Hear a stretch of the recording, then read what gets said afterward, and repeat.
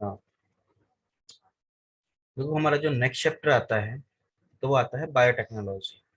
Biotechnology NEET के point of view से बहुत इंपॉर्टेंट चैप्टर होता है। अब देखो बायोटेक्नोलॉजी होता क्या है, सबसे पहले बायोटेक्नोलॉजी,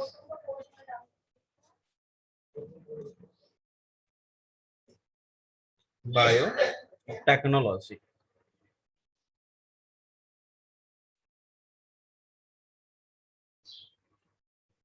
ये होता क्या है? देखो इसके अंदर दो वर्ड होते हैं। पहला है बायो। बायो जो स्टैंड करता है, ये करता है लिविंग के लिए।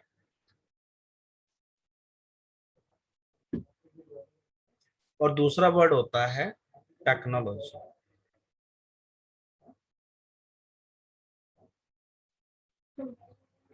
दूसरा वर्ड करता है टेक्नोलॉजी। टेक्नोलॉजी जो इसका टर्म होता है, ये नॉन लिविंग है। नॉन लिविंग तो मतलब क्या होगा? इसका मतलब होता है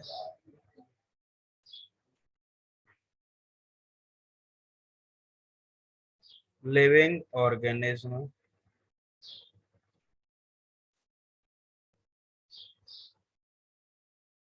में या पर टेक्नोलॉजी का यूज करना। टेक्नोलॉजी का यूज करना, ये होता है बायोटेक्नोलॉजी। ठीक है, तो अगर हम बात करते हैं जो टर्म है,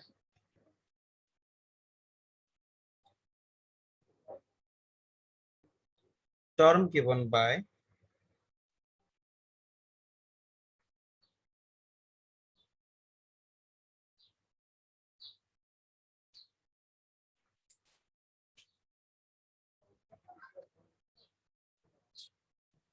कार्ल एर्की इन 1970। ठीक है, मतलब इसकी अब डेफिनेशन की अगर हम बात करते हैं तो होता क्या है? Biotechnology is the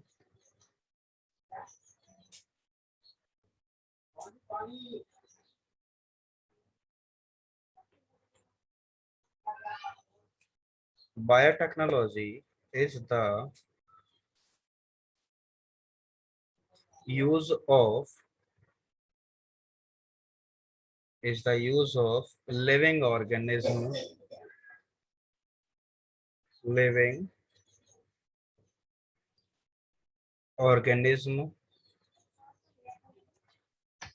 and their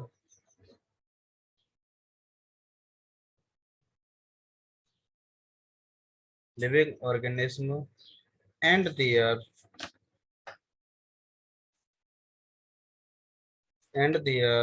product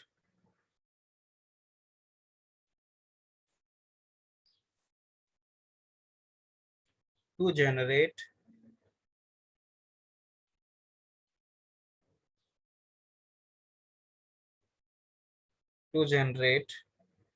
product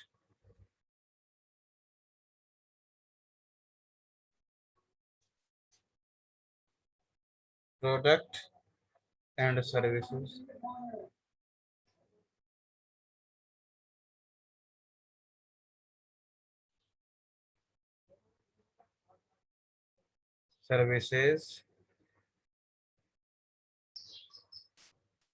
useful to human being। मतलब ये हम इसमें क्या करते हैं, हम ऐसी ऐसी चीजें बनाएंगे, प्रोडक्ट बनाएंगे जो ह्यूमन बीइंग के लिए क्या हो, यूजफुल होते हैं। तो उन सबको अगर हम जो बनाते हैं उनकी मैन्युफैक्चरिंग स्टडी करते हैं, तो वो सब आता है हमारा बायोटेक्नोलॉजी। ठीक है, अब हम देखते हैं बायोटेक्नोलॉजी में आया कि इसकी अगर दूसरी डेफिनेशन की बात करते हैं तो वो क्या होता है, देखते हैं दूसरी डेफिनेशन। ठीक है, यानी कि टेक्निक ऑफ यूजिंग, दूसरी डेफिनेशन देखेंगे इसका। technique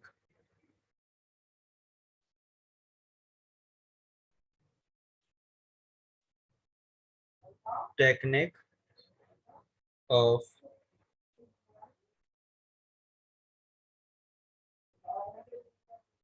using living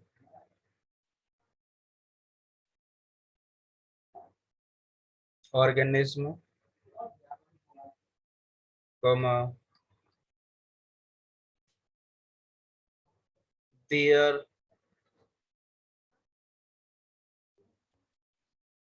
cellular component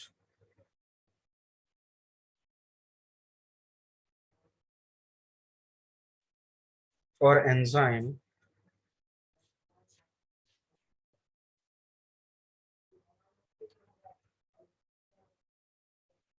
to produce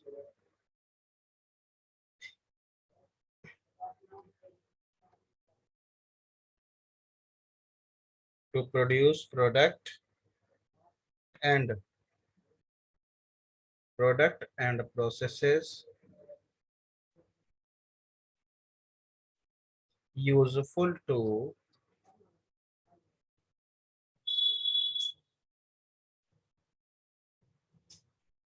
us in industry, comma,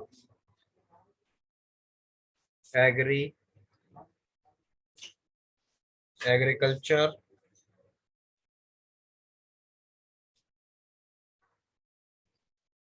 medicine, and food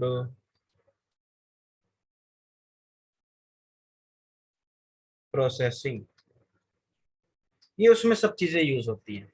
यानी कि बायोटेक्नोलॉजी में क्या होते हैं, हम लिविंग ऑर्गेनिज्म, उसके सेलुलर कंपोनेंट या एंजाइम, उसको यूज करते हैं किसके लिए, प्रोडक्ट बनाने के लिए जो ह्यूमन बीइंग के लिए बेनिफिट हो, तो उसको हम बायोटेक्नोलॉजी बोलते हैं। तो देखो बायोटेक्नोलॉजी का यूज कहाँ कहाँ होता है, तो देखते हैं यहाँ पर यूज ऑफ बायोटेक्नोलॉजी।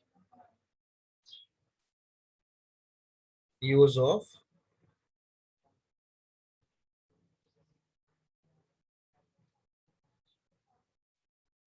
बायोटेक्नोलॉजी कहाँ पे हो सकता है, एनिमल हस्बेंड्री में हो सकता है,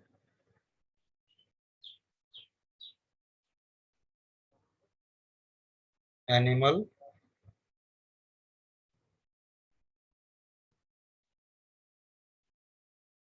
हस्बेंड्री फर्स्ट यूज। दूसरा कौन सा होता है, बायो इन्फॉर्मेटिक्स में हो सकता है, बायो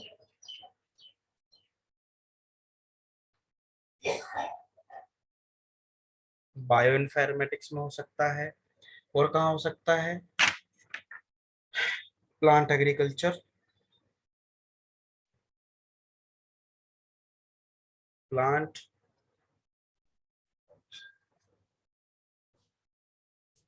एग्रीकल्चर, क्रॉप इम्प्रूवमेंट में हो सकता है, क्रॉप इम्प्रूवमेंट। और कहाँ यूज हो सकता है, और कहाँ का यूज होगा, फूड इनोवेटिव्स में हो सकता है,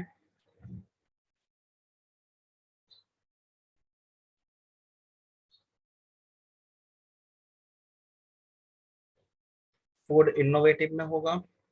और कहाँ होगा, जेनेटिक इंजीनियरिंग में होगा इसका, genetic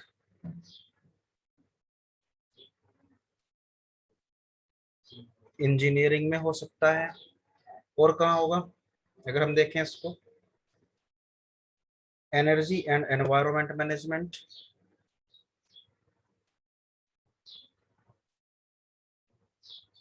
energy and environment energy and environment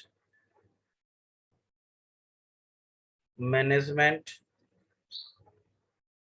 और कहाँ हो सकता है, देखें इसको, और कहाँ का यूज हो सकता है, डायग्नोस्टिक में हो सकता है,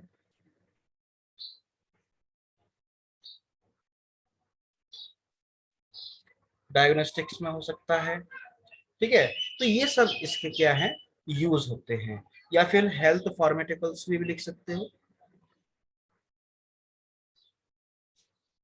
हेल्थ,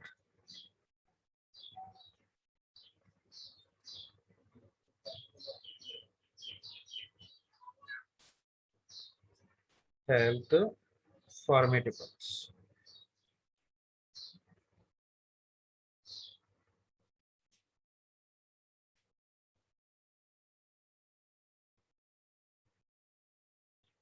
हेल्थ फार्मास्यूटिकल्स, यहाँ पर इसका यूज होता है।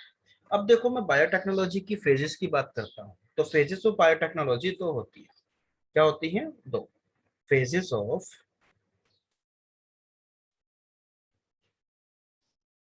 फेजेस ऑफ बायोटेक्नोलॉजी,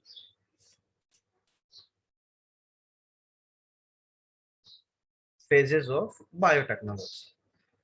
एक होती है ट्रेडिशनल या ओल्ड बायोटेक्नोलॉजी, पहली फेज होती है इसमें।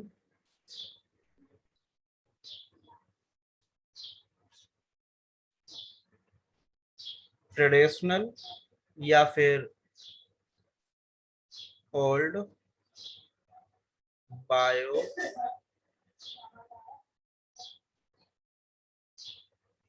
ट्रेडिशनल या ओल्ड बायोटेक्नोलॉजी, और सेकंड है मॉडर्न या फिर न्यू बायो टेक्नोलॉजी। ये दो होती है। अब देखो, दो टेक्नोलॉजी की फेजेस है हमारे पास। सबसे पहले हम ट्रेडिशनल या ओल्ड बायोटेक्नोलॉजी के बारे में पढ़ते हैं कि ट्रेडिशनल या ओल्ड बायोटेक्नोलॉजी में क्या क्या चीजें आती हैं। तो इसको देखेंगे अपन कि ट्रेडिशनल या ओल्ड में कौन कौन सी आ रही है। तो सबसे पहला देखेंगे हम ट्रेडिशनल या old biotechnology. Traditional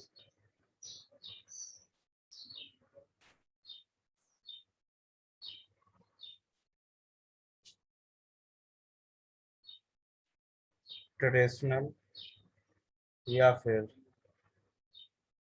old bio technology. देखो इसमें क्या होता है, it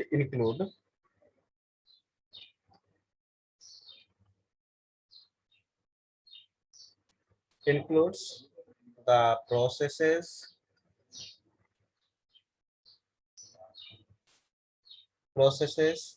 that are that are based on that are based on the natural capability natural capability natural capabilities of microorganisms micro organism की नेचुरल कैपेबिलिटी पर based होती है। जैसे एग्जांपल की अगर हम बात करते हैं, इसमें क्या आएगा, यानी कि curd, vinegar, comma ghee, comma wine and beer,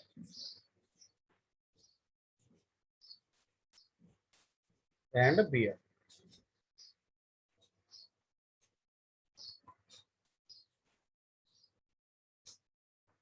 beer. ठीक है, and some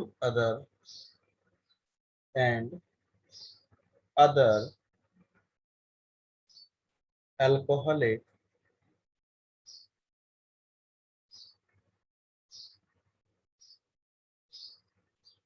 alcoholic beverages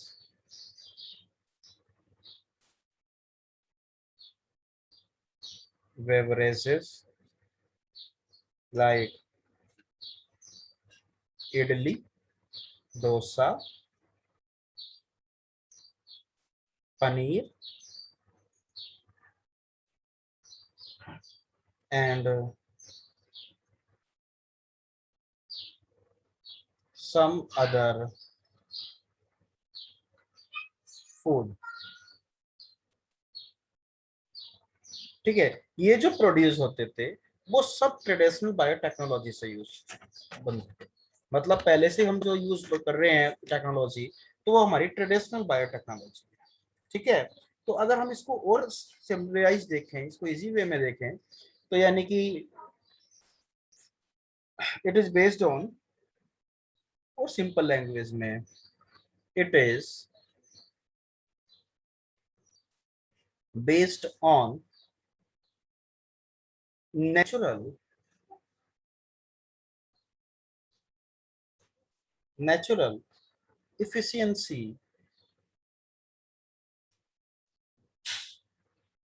natural efficiency of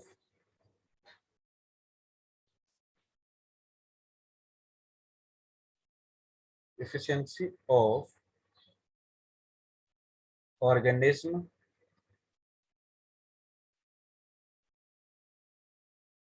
efficiency of organism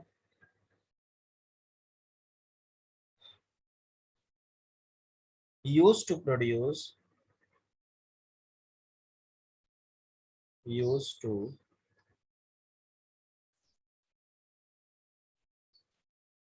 used to produce useful product products for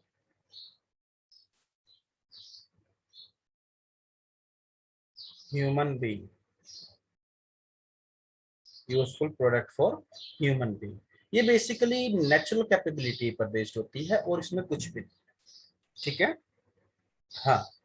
अब देखो, ये जो ट्रेडिशनल था, ये ओल्ड वाला, ये था इसका टाइम एरा बिफोर 1970। इस चीज को याद रखिएगा, ये सब चीजें 1970 से तक की हैं। अब आफ्टर 1970 की बात करते हैं। ठीक है, आफ्टर 1970,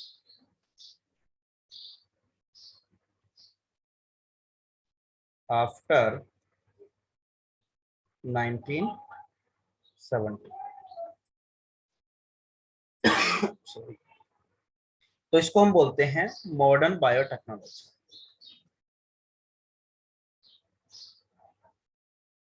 मॉडर्न बायो टेक्नोलॉजी, जिसको हम new bio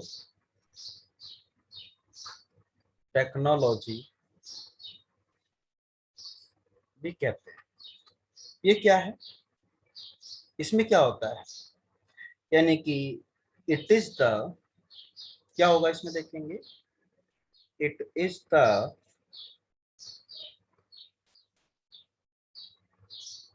it is the production of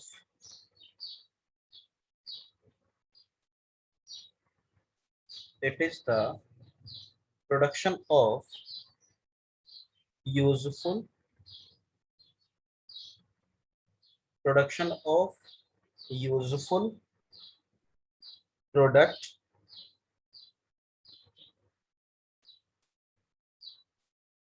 before using sorry useful product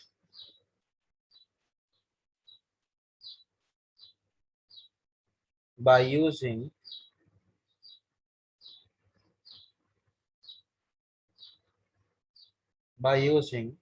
genetic engineering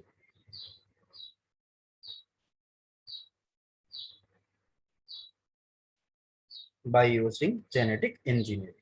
तो ये बेसिकली होता है हमारा मॉडर्न या न्यू बायोटेक्नोलॉजी में, कि हम इसमें जो यूजफुल प्रोडक्ट हैं वो जेनेटिक इंजीनियरिंग यूज करके बनाएंगे। ठीक है, तो यानी कि बेसिकली अगर हम बात करते हैं, ये टोटली किस पर बेस्ड होती है, जेनेटिक इंजीनियरिंग। तो देखो इसको और अगर थोड़ा सा ब्रीफली अगर आप देखना चाहें तो वो क्या होता है इसमें, देखो इसमें आएगा new and useful, new and useful traits in crop variety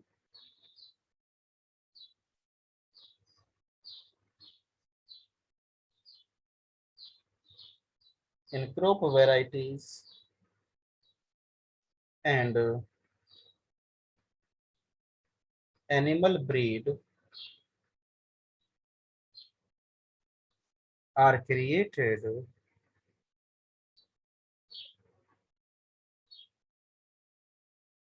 animal breeds are created with the help of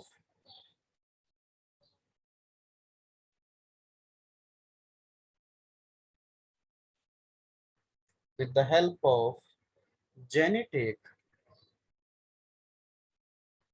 engineering, with the help of genetic engineering। ठीक है, तो ये बेसिकली सब चीजें आती हैं। तो जैसे इसमें एक हम मोस्ट पॉपुलर एक एग्जांपल होता है, तो वो हमारा होता है, जैसे एग्जांपल की बात करूं मैं, ये आएगा आपका in vitro fertilization, in vitro fertilization, in vitro fertilization leading to a test tube,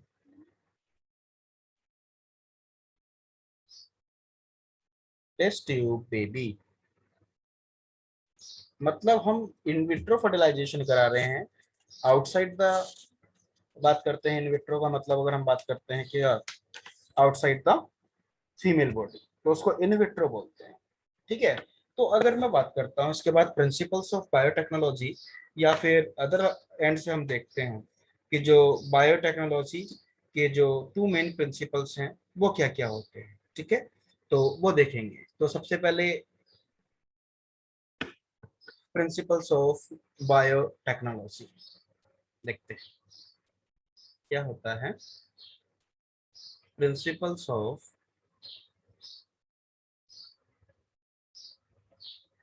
principal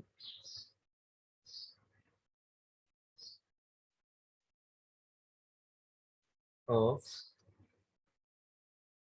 new biotechnology.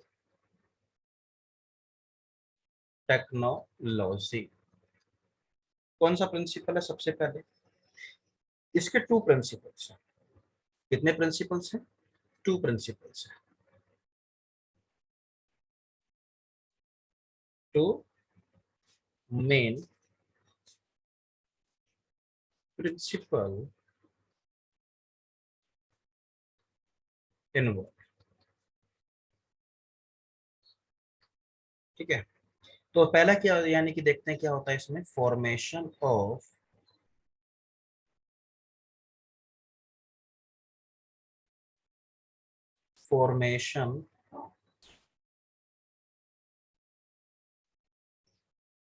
Of GMO या transgenic organism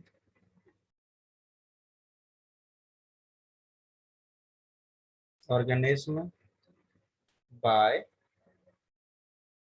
genetic bye genetic engineering. ठीक है, तो इसमें क्या होता है, क्या क्या इन्वॉल्व होता है देखते हैं। It involve recombinant DNA technology and gene transfer technique. It involve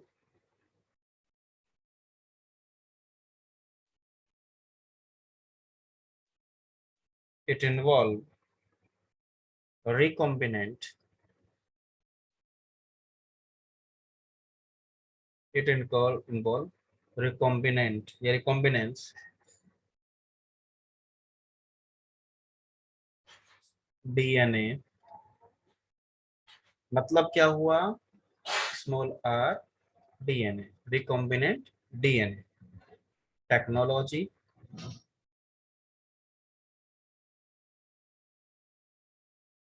and gene transfer, gene, इन दो चीज पर बेस्ड है। ठीक है, ये पहला तो हमारा ये हो गया, यानी कि जो जो हम नई क्रॉप बना रहे हैं तो उसमें हमें दो चीजों का याद रखना, रिकॉम्बिनेंट डीएनए और जीन को ट्रांसफर करना। फिर क्या आता है सेकंड प्रिंसिपल इसका, सेकंड प्रिंसिपल आता है maintenance of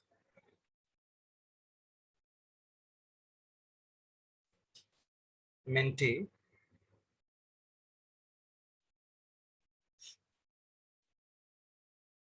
maintenance of GMO या ट्रांसजेनिक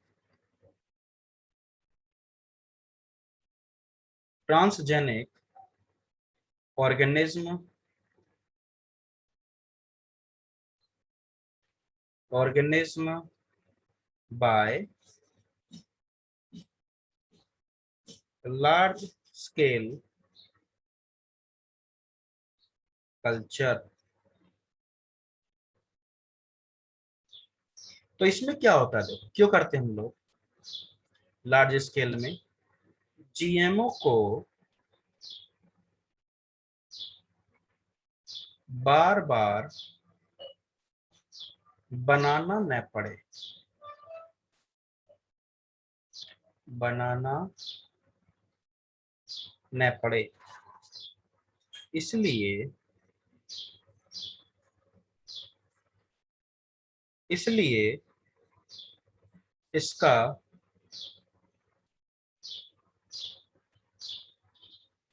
इसलिए इसका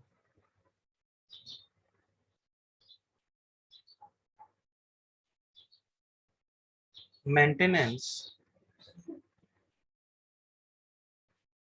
मेंटेनेंस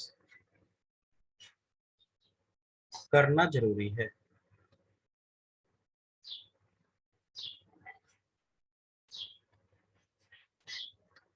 ठीक है, और क्या होता है, डिजायर प्रोडक्ट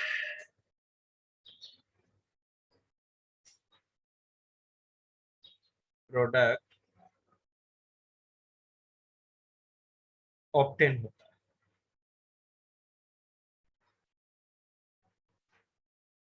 ठीक है, क्या ऑप्टेन होगा हमें, डिजायर प्रोडक्ट। तो देखो किस तरीके से होता है, मैं इसको एक फ्लो चार्ट में बता देता हूँ। सबसे पहले हमारे पास एक ऑर्गेनिज्म है, ये ऑर्गेनिज्म है, ऑर्गेनिज्म से हमने आइडेंटिफाई किया जीन और उसके बाद हमने निकाली उससे सेल। सेल्स के अंदर प्रेजेंट था डिजायर जीन,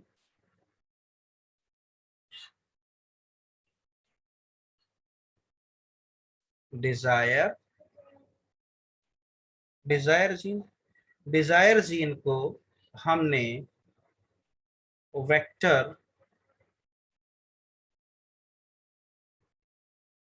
वेक्टर डीएनए की हेल्प से, मतलब उसको क्या किसमें कन्वर्ट कर दिया, आर डीएनए में, जीन निकाल के डीएनए बना दिया रिकॉम्बिनेंट डीएनए। इसको क्रिमरिक डीएनए भी बोलते हैं।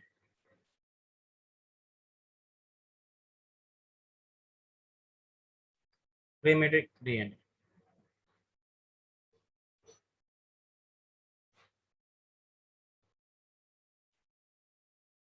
क्रेमरिक डीएनए। तो रही आरडीएनए बना, आरडीएनए को हमने ट्रांसफर कर दिया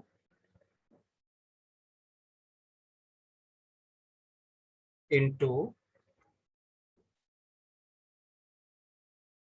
होस्ट सेल। अब देखो क्या होगा, ट्रांसफर तो कर दिया है। अगर होस्ट सेल क्या हो, यूनिसेलुलर, क्या हो, यूनिसेलुलर, तो इसमें क्या होगा, यानी कि if host cells are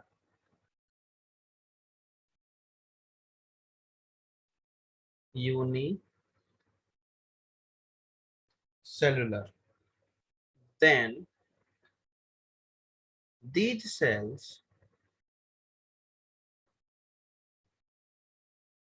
cells are cultured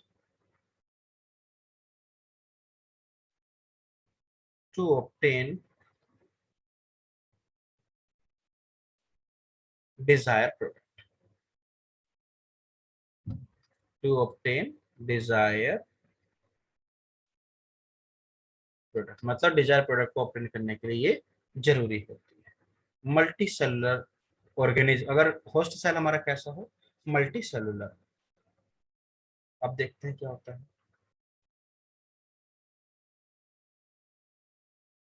अगर मल्टी सेलुलर है तो क्या होगा, यानी कि a complete new organism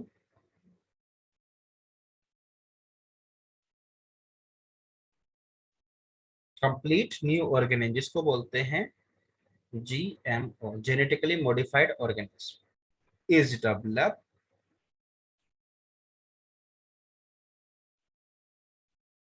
developed by cloning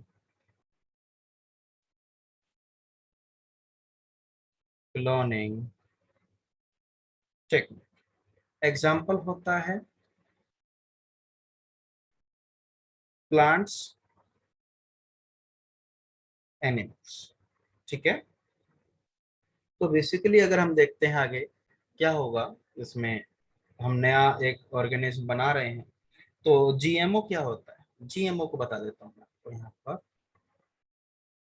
genetically modified organism, यानी कि जीएमओ उस ऑर्गेनिज्म के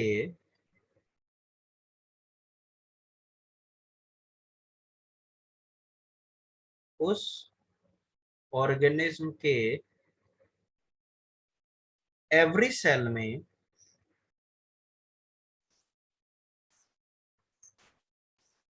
एवरी सेल में वे डिजायर जीन हो, वे डिजायर्ड जीन हो जिसे हमने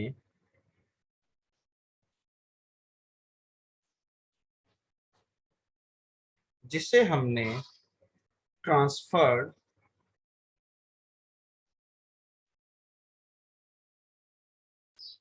ट्रांसफर्ड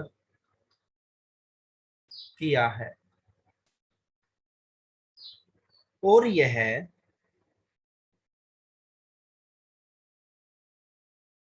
तभी पॉसिबल है, और यह तभी पॉसिबल है जब कंप्लीट ऑर्गेनिज्म सिंगल सेल से बना हो।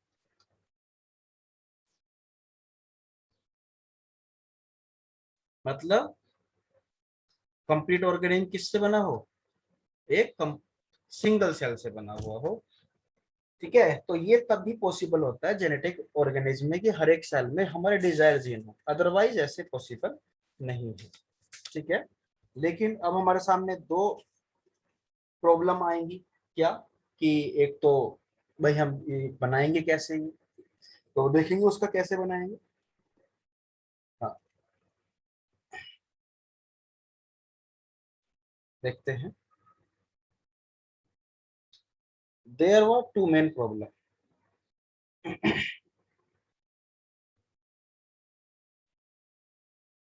There were two main problems. क्या होगा, सबसे पहला प्रॉब्लम क्या है, how to obtain desires.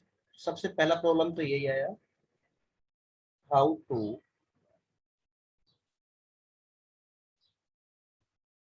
Obtain desired जी। ठीक है, क्यों, क्यों ऑब्टेन करने में problem I, because gene is invisible. Gene कैसे हैं, इनविजिबल हैं। दूसरी क्या प्रॉब्लम आई, देखते हैं second problem, what will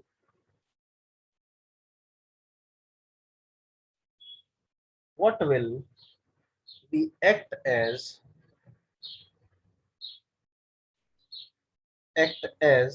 vector. मतलब वेक्टर की तरह कौन काम करेगा। तो इसके लिए क्या किया हमने, इन दोनों प्रॉब्लम को जो क्या किया गया, बेसिकली 1970 के बाद रिजॉल्व किया गया। ठीक है, यानी कि after 1970 these two problems were resolved। ठीक है, by the discovery of, by the discovery of, किस किस चीज की डिस्कवरी, देखते हैं। द डिस्कवरी ऑफ, सबसे पहला है discovery of restriction endonuclease, discovery of restriction endonuclease enzyme,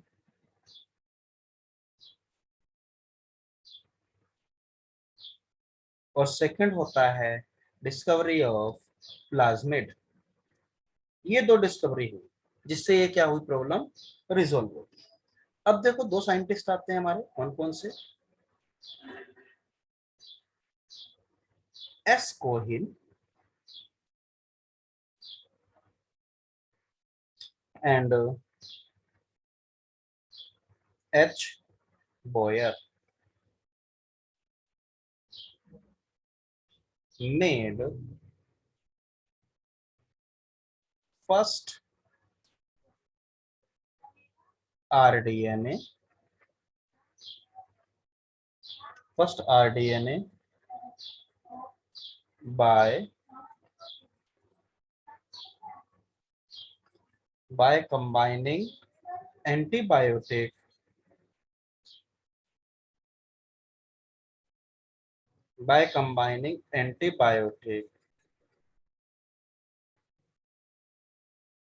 resistance gene of a bacteria with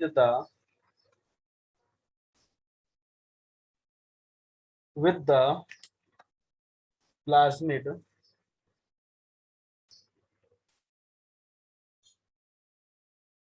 by salmonella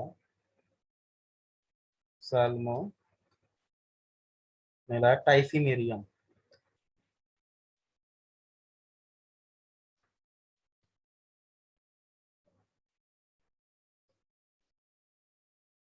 ठीक है, तो इसके इन्होंने जो बनाया था फर्स्ट आरडीएनए बनाया। ठीक, तो अब इसमें देखते हैं क्या हुआ आगे। इसके बाद देखो,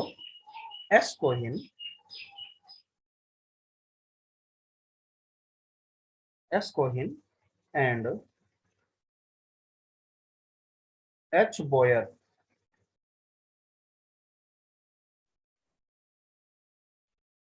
claimed that, क्या क्लेम किया, that they had been transfer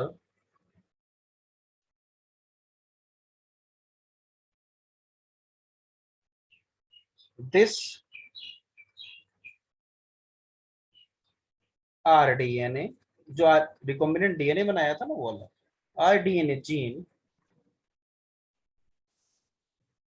into E coli but unsuccessful.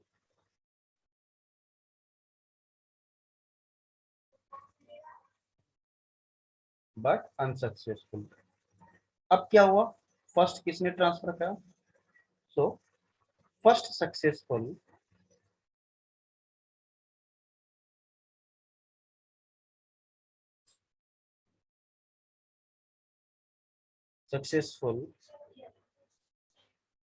Gene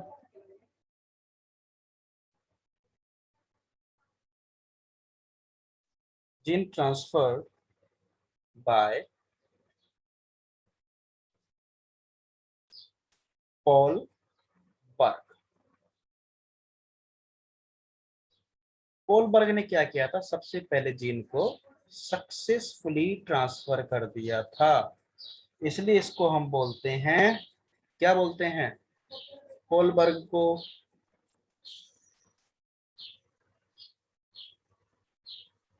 father of rDNA technology. Father of rDNA technology कौन होते हैं, पॉल बर्ग होते हैं। ठीक है, और इन्होंने कौन सा ट्रांसफर किया गया था, कि ट्रांसफर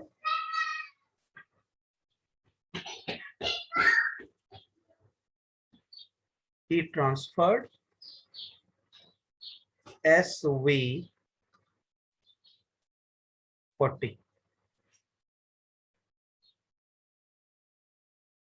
SV40। ठीक है, एसवी का पूरा नाम यू नो वेरी वेल, इसका होता है simian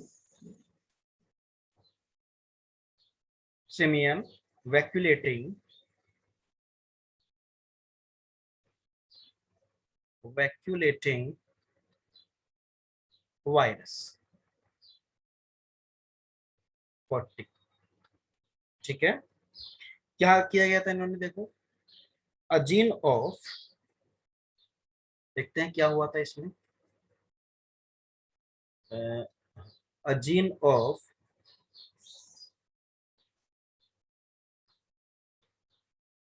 SV40 virus in E. coli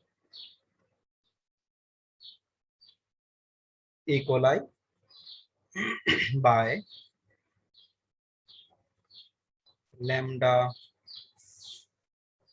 phase vector. ठीक है, ये इसके थ्रू उन्होंने ट्रांसफर किया।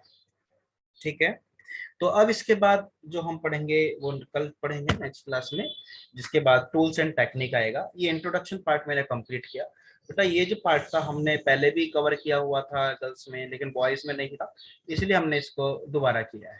ठीक है, हाँ, ओके, थैंक यू।